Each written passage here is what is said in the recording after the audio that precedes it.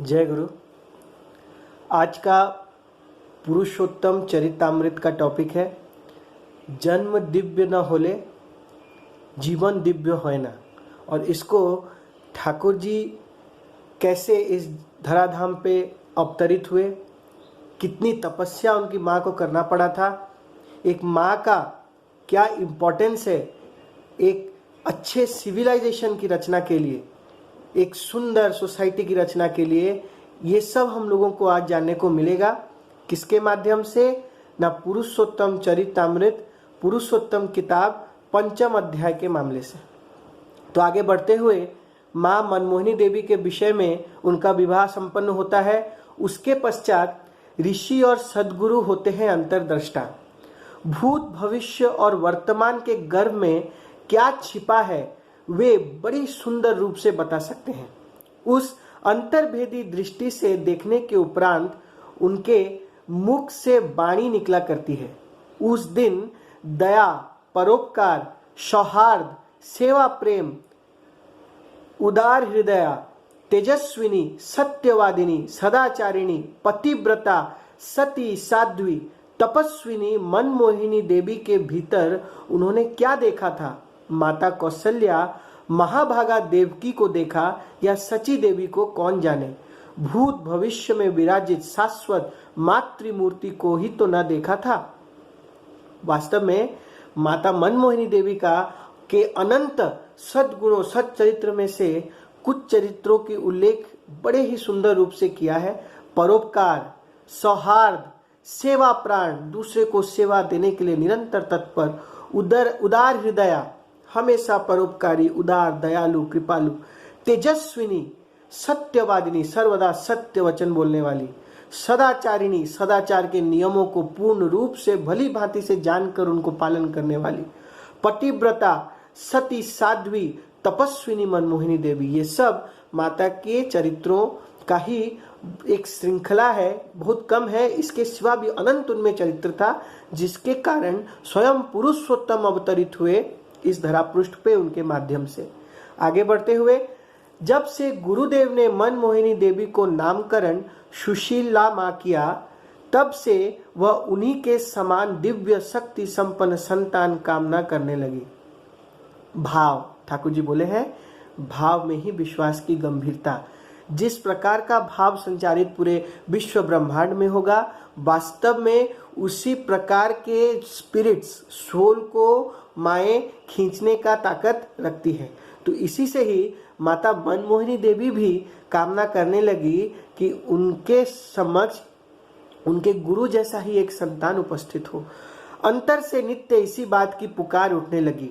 चतुर्दिक के अत्याचार, अनाचार और भ्रष्टाचार पूर्ण वातावरण के विदग्ध होकर वह तपस्विनी शक्तिशाली महामानव को उद्धार करने की आकुल प्रार्थना करने लगी। चलते फिरते उठते बैठते को सतत जपा करती थी, हर समय नाम करती थी, नाम से एक क्षण भी विच्युत नहीं होती थी। उस नारकीय परिवेश में नाम का सहारा न ले तो क्या करे? धीरे धीरे उनके कंठ का स्वर मस्तिष्क की स्मृति, रक्त कणिका की चेतना बन गया। वह नाम करे अथवा ना करे, नाम स्वयमेव चलता रहता। वास्तव में हम लोग को भी नाम इसी अनुसार करना है। नाम में विभोर होकर अनंत रूप से नाम में डूब जाने पर ही नाम जो है सतमंत्र, जो बीज मंत्र प्रभु हम लोगों को दिए हैं, उसको हम लोग प्रकृत रूप से विश्वास करने से ही उसका स्वरूप हम लोग जान पाएंगे। और इसी तरह ही माता मनमोहिनी देवी नाम में इतना विभोर हो गई कि नाम उनकी स्मृति बन गई, उनका सब कॉन्शियस स्टेट बन गया नाम। इसीलिए उसके पश्चात वह नाम करे या ना करे, वह स्वयमेव उनके निश्वास प्रतिश्वास में, उनके हृदय में विराजित होकर अत्यंत होता चलता गंभीर रूप से चलता ही रहता था। वह अविरत नाम जप का अनुष्ठान किसी लिए हो रहा था, किस लिए कर रही थी? यह अभिराम नाम यज्ञ क्यों कर रही थी आप? शरीर और मन की प्रभु के आने योग्य वाहन न बनाया जाए तो वह कैसे आवेंगे? नाम की मथनी से जब तक शरीर मन प्राण को शुद्ध पवित्र न बनावे तो प्रभु कहाँ अपना चरण रखेंगे? कितना पायस, कितना सबल चरित्र, कितना प्यूरिटी वास्तव में मनुष्य शरीर को धारण करना होगा कि स्वयं कोटि कोटि ब्रह्मांड के रचयकर्ता अवतरित होकर मनुष्य के कुल में जन्म ले। सोचिए उतनी पवित्रता माता अनुसुईया, माँ मनमोहिनी देवी जैसी नारी धारण करके एक लक्ष्य, एक तुक लक्ष्य की परम पिता अवतरित होकर, स्वयं परब्रह्म अवतरित होकर इस पूरे भारतवर्ष की, पूरे विश्व की मुक्ति का रास्ता प्रशस्त करेंगे वास्तव में। और यह हुआ भी। पापिष्ट पुरी के आर्त क्रंदन से आप अधीर हो पड़ी। आर्त स्वर निकलने लगा उनके अंतस्थल से। चारों तरफ जब त्राही त्राही बचाओ बचाओ चल रहा था तो दयामयी कैसे रह पाती। उनके हृदय से ही दया की भावना प्रस्फुटित हो उठी और उन्होंने एकमात्र लक्ष्य किया कि विश्व का कैसे वे उद्धार करेंगी। और इसी लक्ष्य से, मानव कल्याण से जब वह नाम करने लगी, नाम जो है अपना स्वरूप लाभ करने लगा धीरे धीरे। अश्रुपूर्ण नयन से अहर्निश प्रभु चरणों में उनका प्रार्थना स्वर पहुंचने लगा। नाम का जब तीव्र आवेग चलने लगा तो स्वयं प्रभु के कानों तक, प्रभु के पाद पद्म तक, सुपर सोल ऑलमाइटी तक उनका जो प्रार्थना है वह धीरे धीरे पहुंचने लगा। अश्रु में बल होता है, आठ स्वर में विशेष आकर्षण है। अश्रु तो था ही साथ में, भक्ति भरा अश्रु। बिना भक्ति के क्या प्रभु को बुलाया जा सकता है। इसीलिए भक्ति बड़ा हृदय लेकर और अश्रु से अपने आंखों को भर के प्रभु को पुकारने लगी। वो अंतर के आकुल आवाहन से निर्गुण, निराकार, अनादि, अनंत और अव्यक्त परमात्मा के हृदय में एक कंपन, एक सिहरन उत्पन्न होने लगी। नाम के माध्यम से परम पिता के रत्न सिंहासन को उन्होंने हिला दिया। याद पड़ता है तुलसीदास जब पूरी धाम आए थे, प्रत्येक मनुष्य अपने माया जंजाल में कुछ ना कुछ तुलसीदास को मांगता था, कहता था कि प्रभु कोई मुझे घर दे दीजिए, कोई बंगला दे दीजिए, कोई संपत्ति बाड़ी दे दीजिए। लेकिन तुलसीदास आंखों से अश्रु बहाते हुए बोलते हैं, प्रभु मुझे कुछ नहीं चाहिए। जिस तरह आप रक्त सिंहासन पर विराजित हैं, उसी तरह अनंत युग तक आप इसी तरह विराजित रहिए, मुझे और जीवन में कुछ नहीं चाहिए। तो माता मनमोहिनी देवी का भी कुछ भाव इस प्रकार था कि उनका जो नाम का तरंग, भक्ति का कंपन प्रभु के रत्न सिंहासन तक को डगमगा दिया। उस दयाल धाम में बैठे महाविष्णु महेश्वर को, अवतारी को, उनके सिंहासन तक को हिला दिया और वे विवश हो गए इस धरा पृष्ठ पर आकर मानव उद्धार करने के लिए। असाधारण शक्ति संपन्न माता ही असाधारण महामानव को गर्भ में धारण कर सकती है। उर्वर भूमि में ही अच्छे फल लगते हैं। आधार पाकर ही शक्ति प्रकटित होती है। फंडामेंटल चाहिए, बिना फाउंडेशन के तो घर का नींव भी खड़ा नहीं होता। और प्रभु के आने का फाउंडेशन ही है बीज मंत्र, सतत नाम जो उन्होंने दिया है। बचपन से ही आप नाम जप करती आई हैं। दिव्य रूप से मंत्र प्राप्त किया था। मंत्र साधना से संभवतः उनका मन, हृदय, प्राण और सर्वांग दिव्य शक्ति का आधार स्थल बन गया था। वह नाम उनके शरीर में संचारित होता गया। वह उनके मानस पटल को, उनके स्नायु को, उनके इंद्रियों को वह नाम अपने समावेग में लेकर उनका शरीर का प्रति कण कण नाम के कंपन में विचरित करने लगा। 18 वर्ष में प्रवेश करने पर प्रथम गर्भ का लक्षण प्रकटित हुआ। यानी हम लोग विज्ञान में पढ़ते हैं कि एक रेजोनेंस का कॉन्सेप्ट है। रेजोनेंस यानी अगर एक लोअर स्टेट ऑफ एनर्जी अपने से कंपैटिबल उच्च स्टेट ऑफ एनर्जी के संस्पर्श में आए तो वह जो लोअर स्टेट ऑफ एनर्जी उस उच्च स्टेट ऑफ एनर्जी के फ्रीक्वेंसी को मैच करने की कैपेसिटी को अर्जन करने की चेष्टा करेगा। तो वास्तविक रूप से प्रति शब्द का अपना एक ध्वनि तरंग है, एक फ्रीक्वेंसी है। अगर नाम को गंभीर रूप से भक्ति विभोर होकर किया जाए तो उस नाम के कंपन से मध्य वह हायर फ्रीक्वेंसी स्टेट जिसका नाम किया जा रहा है, मनुष्य का अंग प्रत्यंग, जो मनुष्य के शरीर में मध्य जो ऊर्जा संचारित हो रही है, उस हायर फ्रीक्वेंसी स्टेट को धारण करने की चेष्टा करती है। इसीलिए यहाँ जीवंत उदाहरण है माता मनमोहिनी देवी का। नाम का स्वरूप इतना विकराल, इतना गंभीर हो गया कि स्वयं प्रभु प्रकटित हुए उस फ्रीक्वेंसी तरंग को मैच करते हुए। 18 वर्ष की उम्र में गर्भ का प्रथम लक्षण प्रकटित हुआ। गर्भ के साथ ही साथ उनके रूप में एक दिव्य परिवर्तन आया। सूर्यदेव के प्रथम के आकाश जैसी आरक्तिम आभा उनके मुख से विकीर्ण होने लगी। पूरा शरीर ज्योतिर्मय हो उठा। जब विश्व ब्रह्मांड, कोटि कोटि ब्रह्मांड के मालिक जब धराधाम पे उनके माध्यम से अवतरित हो रहे हैं, तो उनकी ज्योति मध्य को धारण वह माँ करेंगे ही, और उसी ज्योति के स्वरूप में आकर उनका पूरा शरीर मध्य दिव्य हो गया। लावण्य का दिव्य प्रकाश फूट पड़ा। दिव्य दर्शन भी होने लगे। दिव्य दर्शन, जब पुरुषोत्तम आते हैं तो सोच सकते हैं कि अनेक अनेक ग्रह नक्षत्र के देव मंडल भी फूलों की वर्षा, पुष्पों की वर्षा कर रहे होंगे कि धन्य हो ऐसी माँ जिन्होंने स्वयं प्रभु को अपने नाम के माध्यम से, भक्ति के माध्यम से आने पर विवश कर दिया हो। नारायण परावेदा, नारायण पराक्षरा, जिनको वेदों में नहीं बांधा जा सकता, अक्षरों से जिनकी वर्णना नहीं की जा सकती, ऐसे अवतारी महामानव स्वयं इस बार प्रकटित होने वाले हैं। द्वार पर दिव्य साधुओं का भी समागम होने लगा। तो आते मनमोहिनी देवी के हाथों की भिक्षा चाहते थे। सभी साधु मध्य उनके हाथों की भिक्षा की मांग करने लगे, इच्छा करने लगे। धीरे धीरे गर्भ का 10वां महीना भी बीत गया, किंतु शिशु होने का एक भी लक्षण देखने में न आया। आनंद और स्फूर्ति की रेखा अब तक उनके शरीर में खेल रही थी। क्रमशः 11वां मास भी व्यतीत होने लगा। असाधारण 9 महीने जनरली माँ जो है गर्भस्थ होकर एक संतान जन्म होता है, किंतु माता मनमोहिनी समय काल को मध्य जो जनरल नियम है उसको मध्य अतिक्रमण करने लगी। लोगों ने कानाफूसी आरंभ कर दी। कृष्णा सुंदरी भी चिंतित हो गई। इसी समय एक जटाजुटधारी साधु द्वार पर आ उपस्थित हुए। मनमोहिनी देवी के हाथों में भिक्षा पाने के उपरांत जाते समय बोल गए, इस गृह में एक ऐसे महापुरुष का जन्म होगा जो संसार का महाकल्याण और विश्व में महापरिवर्तन लावेंगे। उनके आगमन के साथ इस गृह के एक आदमी का प्रयाण भी होगा। ये भविष्यवाणी वो साधु पुरुष करके गए। परिवार वाले आशा और चिंता दोनों में ही पड़ गए। 11वां मास व्यतीत होने को था। इसी समय मनमोहिनी देवी के एकमात्र छोटे भाई बीमार पड़े और कुछ ही दिनों में उन्होंने अपनी इह लीला संवरण की। उनके छोटे भाई लोहा लोहा जिनको बोलकर पुकारते थे, उन्होंने अपना जीवन त्यागा, निधन हुआ उनका। कृष्णा देवी पर वज्रपात हुआ। दुख और शोक का पहाड़ टूट पड़ा वृद्धा विधवा माँ के हृदय पर।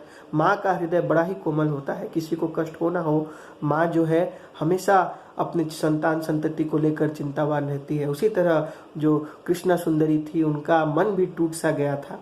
अपने एकमात्र पुत्र योगेंद्र के निधन से वे पागल सी हो गईं। कुल का अंतिम दीप भी बुझ गया। कोई पिंड देने वाला तक न रहा।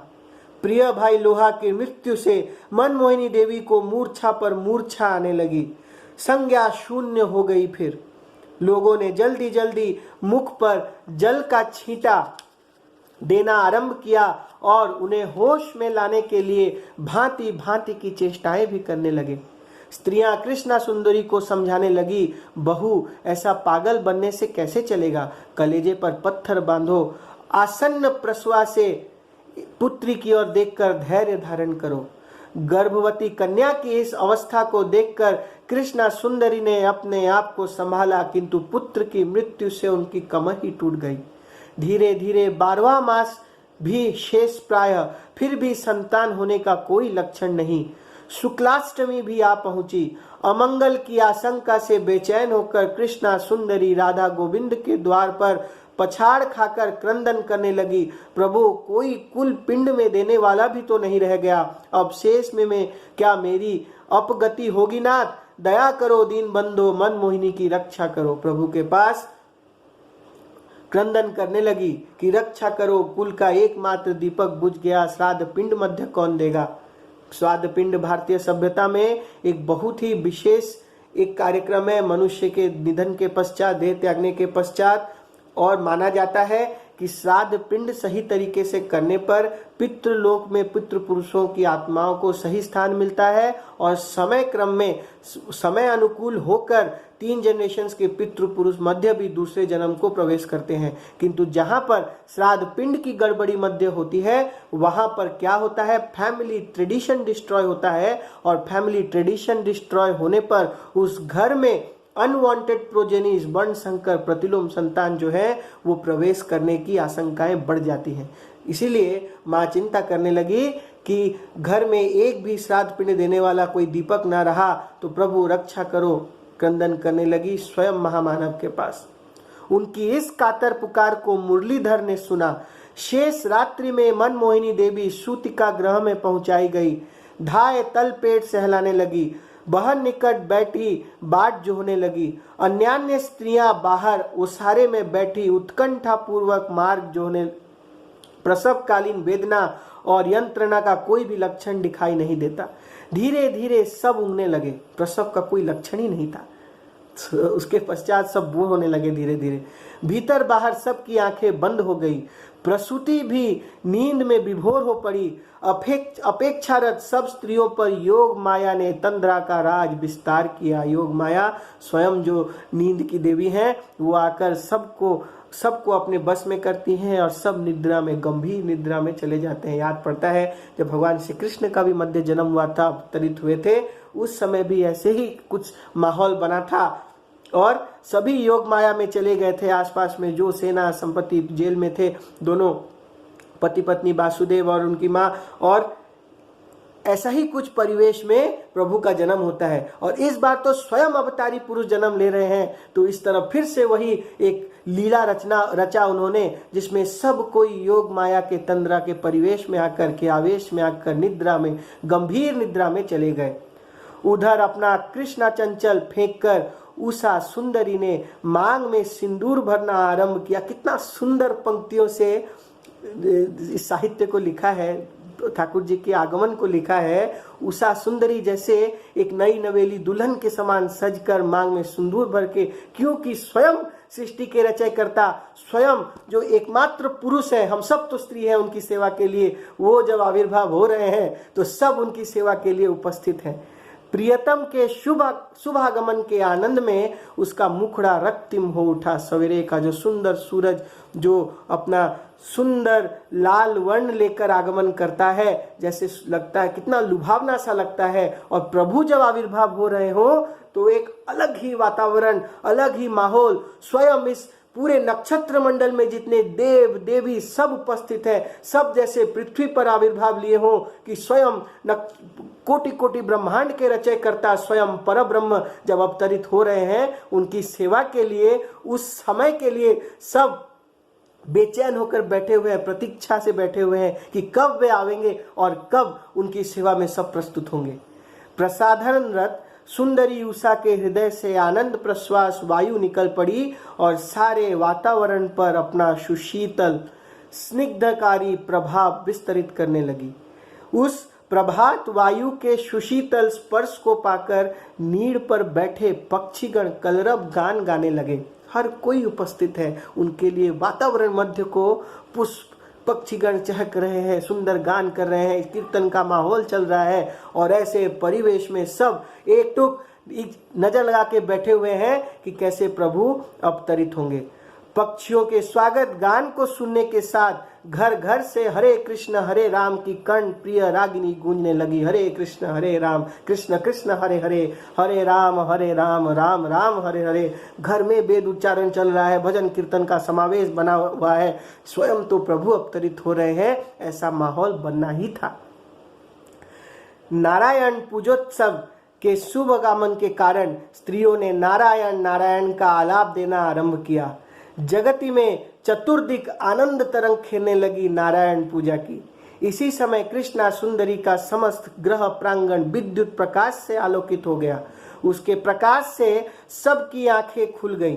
चकित विस्फुरित नेत्रों से सबने देखा एक मुंडित सिर ज्योतिपुंज बालक प्रसूति के निकट मृदु हास्य करता हुआ चतुर्दिक देख रहा है। साधारण बालक क्रंदन करते हैं, लेकिन ठाकुर जी जब इस धराधाम पे अवतरित हुए, मुंडित सिर ज्योतिपुंज के रूप में आए और बड़े बड़े जगन्नाथ जैसे चौकाडोला नेत्र से पूरे विश्व को हंस के अपनी मधुर किलकारी देते हुए देख रहे हैं, सबको स्टडी कर रहे हैं, अनुभव कर रहे हैं कि कौन कैसा है, क्या है, मेरे सेवा के लिए कितने भक्तगण उपस्थित है। ज्ञात होता है महामंत्र के इसी पार्थिव रूप के निमित्त पृथ्वी व्याकुल दृष्टि से प्रतीक्षा कर रही थी। आकाश ऊर्ध्व की ओर निर्निमेष नेत्रों से देख रहा था और आंखें बिछाए बैठे थे मंत्र के उद्गाता ब्रह्मर्षि, ऋषि, पूर्वावतार और महापुरुषगण सभी वहां पर उपस्थित थे। ब्रह्मर्षि, ऋषि, महापुरुषगण जैसे ब्रह्मा, कोटि कोटि ब्रह्मा जहाँ वेद जाप करते हैं, कोटि कोटि सरस्वती जहाँ बीणा वादन करती है, कोटि कोटि कृष्ण जिनके समक्ष माथा झुकाकर खड़े हैं, कोटि कोटि विष्णु जहाँ जिनको हाथ पसार कर खड़े हैं, हाथ जोड़ कर खड़े हैं, वही दयाल धाम के मालिक जब अवतरित हो रहे हैं तो सभी तो उपस्थित होंगे ही। दिशिहारा, दिग्भ्रांत, असहाय, व्याकुल मानव संतान की आर्त पुकार पर प्रभु अवतरित हुए। अत्याचार, अनाचार और व्यभिचार पूर्ण मेदिनी पर उन्होंने अपना चरण रखा। ठीक उसी दिन जिस दिन भगवान श्री कृष्ण पत्नी सत्यभामा ने प्रायश्चित करके ऋषि उपेक्षा के पाप से अपने आप को पवित्र किया था, उसी ताल नवमी तिथि के पुनीत अवसर पर ऋषि उपेक्षा की पाप कलुष मानवता को परिशुद्ध करने और ऋषि पूजा, ऋषि यज्ञ और ऋषि कुल के महात्म्य को पुनर्जीवित, संस्थापित और प्रसारित करने के निमित्त ऋषियों की पुनीत धरा आर्यवर्त की भूमि में पुरुषोत्तम अवतीर्ण हुए। हम लोग महाभागी हैं जो इस आर्यवर्त की महाभूमि पे हम लोग जन्म लिए हैं। ये आर्यों की महान भूमि है, ये आर्य ऋषि मुनियों की महान भूमि है और इसी ऋषि मुनियों की भूमि पर स्वयं कोटि कोटि ब्रह्मांड के नक्षत्र मंडल के कोटि कोटि नक्षत्र मंडल के मालिक उस तपस्या से प्रसन्न होकर मनमोहिनी देवी माँ जैसी माँ की तपस्या से प्रसन्न होकर अवतरित हुए हैं। तो ठाकुर जी का जन्म का समय कुछ इस प्रकार बनता है। संवत 1945, शकाब 1810, सन 1888 भाद्र शुक्ल नवमी शुक्रवार के दिन 7:05 पर पुरुषोत्तम धराधाम पे अवतीर्ण हुए। नामकरण हुआ उनका परम दयाल श्री श्री ठाकुर अनुकूल। आज वही श्री श्री ठाकुर अनुकूल चंद्र के नाम से विश्व प्रख्यात है, जगत पूज्य है, विश्व पूज्य है। ऐसे है हमारे प्रभु का आगमन। आशा करता हूँ आज का यह जो वीडियो है आप सबको पसंद आएगा।